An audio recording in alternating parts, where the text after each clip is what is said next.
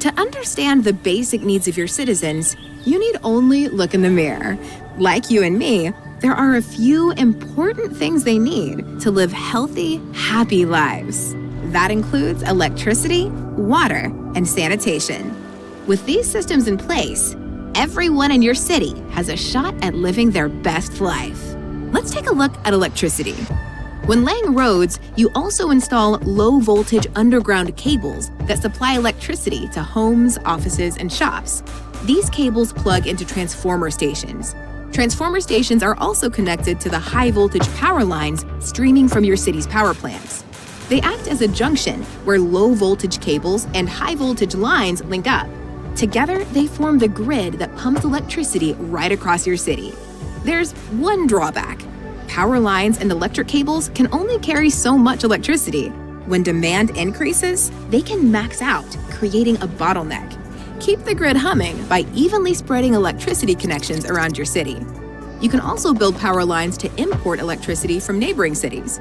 Imported energy will save your bacon if local power plants fail to produce enough electricity when demand increases.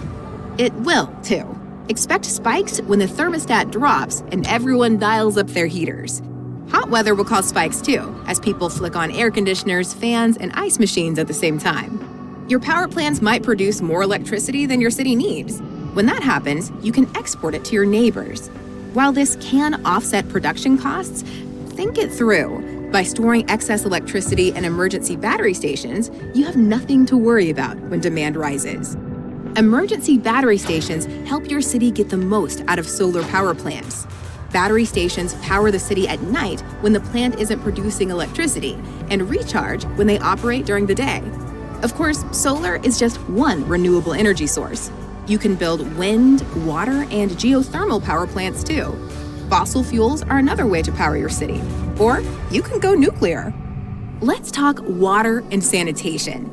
Surface water sources are the same as in city skylines. Expect flowing rivers, glittering lakes, and vast, swirling oceans. Groundwater is different.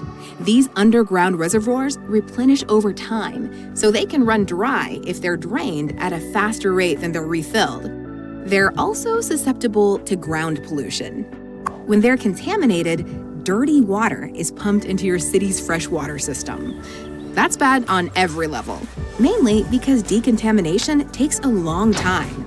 Build a groundwater pumping station to tap this resource, and a water pumping station to bring surface water into your city's water system. You can also add water to the system with wastewater treatment plants. These plants can process sewage to produce clean water for homes and businesses. There's another way to manage sewage: sewage outlets. They release waste into open water, which can help prevent sewage from backing up. And that's a must when it comes to public health. Bungling waste management can make people seriously ill.